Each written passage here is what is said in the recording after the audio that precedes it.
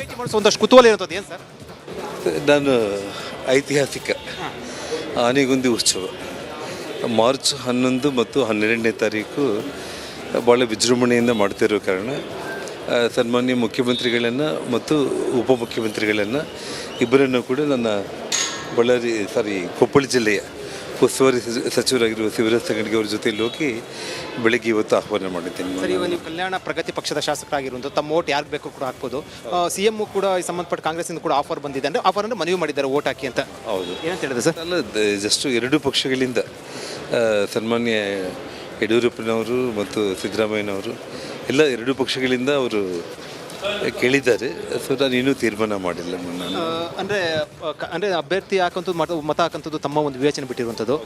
ಅಂದರೆ ಕಾಂಗ್ರೆಸ್ಸು ಮತ್ತು BJP JDS ಎರಡೂ ಮನವಿ ಮಾಡಿರುವಂಥ ಹಿನ್ನೆಲೆಯಲ್ಲಿ ಮಾಡಿದ ತಕ್ಷಣ ನಿಮಗೆ ಹೇಳ್ತೀನಿ ಮತ್ತೆ ಇದನ್ನು ಮತದಾನ ಆದ ನಂತರ ಹೇಳ್ತೀರಾ? ನಾನಂತೂ ನಿಮ್ಗೆ ಗೊತ್ತಿಲ್ಲ, ನಾನು ಇದು ಮುಗಿದ ತಕ್ಷಣ ಹೇಳ್ತೀನಿ. ಇದು ಜನರೆಡ್ಡಿ ಅವರು ಮತ್ತು ಅವ್ರು ಹೇಳ್ತಾ ಇರುವಂಥದ್ದು ಮತದಾನ ಇನ್ನೂ ಕೂಡ ತೀರ್ಮಾನ ಮಾಡಿಲ್ಲ. ನಂತರ ಅಂದರೆ ಯಡಿಯೂರಪ್ಪರು ಕೂಡ ಖುದ್ದು ಹೇಳಿದ್ದಾರೆ, ಜೊತೆಗೆ CM ಕೂಡ ಮನವಿ ಮಾಡಿದ್ದಾರೆ ಅಂತ ಹೇಳಿರುವಂಥದ್ದು. ಮತದಾನ ಯಾರಿಗೆ ಆಗ್ತಾರೆ ವೋಟಿಂಗ್ ಅನ್ನೋದು ಸದ್ಯಕ್ಕೆ ಒಂದು ಕುತೂಹಲ. ಕ್ಯಾಮರಾ ಪರ್ಸನ್ ಮಂಜುನ್ ಜೊತೆ ವಿಜಯ್ ಜನ, ರಿಪಬ್ಲಿಕ್ TV, ಬೆಂಗಳೂರು. CM ಭೇಟಿ ಮಾಡಿಸೋ ಒಂದಷ್ಟು ಕುತೂಹಲ ಇರುತ್ತದೆ. ವಿಜಯ್ ಸಂಪರ್ಕದಲ್ಲಿದ್ದಾರೆ. ವಿಜಯ್, ಜನಾರ್ದನ್ ರೆಡ್ಡಿ ಅವರ ಮತ ಯಾರಿಗೆ ಹೋಗ್ಬೋದು, ಏನು ಲೆಕ್ಕಾಚಾರ ಈಗ?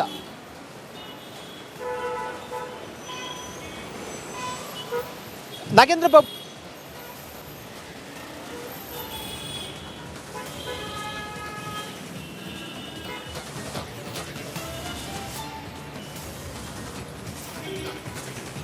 ಸಂಪರ್ಕ ಕಡಿತ ಆಗಿದೆ. ಮತ್ತೊಮ್ಮೆ ಸಂಪರ್ಕ ಮಾಡುವಂಥ ಕೆಲಸವನ್ನು ಮಾಡ್ತೀವಿ. ನಮ್ಮ ಪೊಲಿಟಿಕಲ್ ಬ್ಯೂರೋ ಹೆಡ್ ಆಗಿರುವಂಥ ವಿಜಯ್ ಕೂಡ ನಿನ್ನೆಯಿಂದ ಕಂಪ್ಲೀಟ್ ಆಗಿ ರಾಜ್ಯಸಭಾ ಚುನಾವಣೆಗೆ ಸಂಬಂಧಪಟ್ಟಂತೆ ಏನೆಲ್ಲ ಆಗ್ತಾ ಇದೆ ಬೆಳವಣಿಗೆ ಅನ್ನೋದ್ರ ಬಗ್ಗೆ ಟ್ರ್ಯಾಕ್ ಮಾಡಿ ಕ್ಷಣದ ಅಪ್ಡೇಟನ್ನು ಕೂಡ ಕೊಡ್ತಿದ್ದಾರೆ. ಸೊ ಜನಾರ್ದನ್ ರೆಡ್ಡಿ ಅವರ ಮತ ಯಾರಿಗೆ ಅನ್ನುವ ಪ್ರಶ್ನೆಗೆ ಎದ್ದಿದೆ. ಒಂದು ಕಡೆ DCM DK ಶಿವಕುಮಾರ್ ಅವರು 3 ದಿನದ ಹಿಂದೆನೇ ಹೇಳಿಕೆ ಕೊಟ್ಟಿದ್ರು, ನಾವು ಜನಾರ್ದನ್ ರೆಡ್ಡಿ ಅವರನ್ನು ಮೀಟ್ ಮಾಡ್ತಾ ಇದ್ದೀವಿ, ನಮಗೆ ವೋಟ್ ಹಾಕಿ ಅಂತ ಕೇಳಿದ್ದೀವಿ, ಸಂಪರ್ಕದಲ್ಲಿದ್ದಾರೆ ಅಂತೇಳಿ. ಆದರೆ ಇವತ್ತು ನಡೆದಂಥ ಬೆಳವಣಿಗೆ ಇದೆಯಲ್ಲ, ಇದು ಬಹಳ ಕುತೂಹಲ ಕೇಳಿಸ್ತಾ ಇರುವಂಥದ್ದು. ಇವರು ಮೀಟ್ ಮಾಡಿದ್ದಾರೆ ಅಂತೇಳಿ BJP ನಾಯಕರು ಸುಮ್ಮನೆ ಕೂರ್ತಾರ, ಮೈತ್ರಿ ನಾಯಕರು ಸುಮ್ಮನೆ ಇರ್ತಾರ, ಅದು ಕೂಡ ಕುತೂಹಲ ಕೇಳಿಸ್ತದೆ. ಅವರು ಕೂಡ ಹೋಗಿ ಭೇಟಿ ಮಾಡ್ತಾರೆ.